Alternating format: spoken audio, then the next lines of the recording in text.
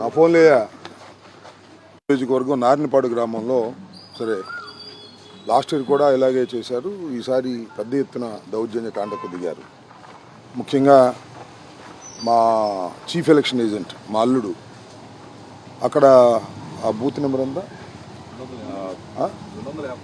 256 బూత్లో మా ఏజెంట్స్ని బయటకు లాగేస్తే మా చీఫ్ ఎలక్షన్ ఏజెంట్ వెళ్ళి అక్కడ వాళ్ళని లోపల పెట్టే ప్రయత్నం చేస్తే కారు చూశారు కదా, కారు అద్దాలన్నీ పగలగొట్టి గందరగోళం చేసినటువంటి పరిస్థితి.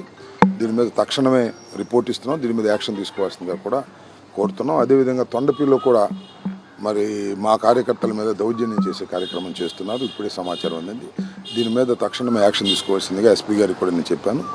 పోలీస్ కూడా మేము వాళ్ళని అలర్ట్ చేసి యాక్షన్ తీసుకోవాల్సిందిగా చెప్పడం జరిగింది. జరిగిన విషయాన్ని మళ్ళీ మా చీఫ్ ఎలక్షన్ ఏజెంట్ మాకు చెప్తాడు.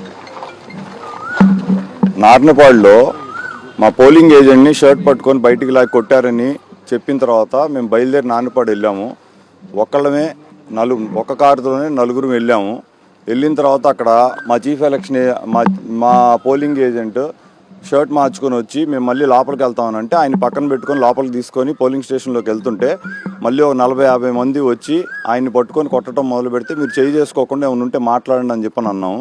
ఆ మాట అన్నందుకు మమ్మల్ని అటాక్ చేసి కారు మొత్తం ధ్వంసం చేసి మా మీద మ్యాన్ హ్యాండ్లింగ్ చేశారు. సో దాని మీద నేను పోలీస్ స్టేషన్లో కంప్లైంట్ ఇవ్వబోతున్నాను. ఈ ఫ్రస్ట్రేషన్ అపోజిషన్ వాళ్ళది ఫ్రస్ట్రేషన్ ఏంటో ఇక్కడ కనబడిపోతుంది. ప్రశాంతంగా వైసీపీ వాళ్ళందరూ ప్రశాంతంగా పోలింగ్ చేసుకుంటున్నారు. టీడీపీ వాళ్ళ ఫ్రస్ట్రేషన్ ప్రతి పాయింట్లోనూ కనబడుతుంది. ఎవ్వరూ భయపడి ఇట్లాంటి చర్యలు చేస్తే ఎవరు భయపడేది లేదు, తగ్గేది లేదు. Thank you. నార్నపాడు 237 బూత్కి సంబంధించిన విషయం ఇది. ఇంకో రెండో అంశం ఏంటంటే దమ్మాలపాడులో కూడా అక్కడ మరి నేను I'm requesting the election authorities, ఒక బూత్లో వెళ్తే ఒక లేడీని ఒక ఓటు వేసింది, రెండో ఇటు వేయకోకుండా వాళ్ళు నొక్కేశారు. అదేంటో అర్థం కాని పరిస్థితి. అది నేను కాదు, ఆమె చెప్పి మీకు కూడా పంపిస్తాను, వినండి. అక్కడ మొత్తం పోతాం. Dammalapadu polling booth number 253. నేను నొక్కడానికి వెళ్తే వాళ్ళు నేను నొక్కలేదు అన్నా అంటే మేము నొక్కాము అమ్మ నువ్వు అది నొక్కపో అన్నారు.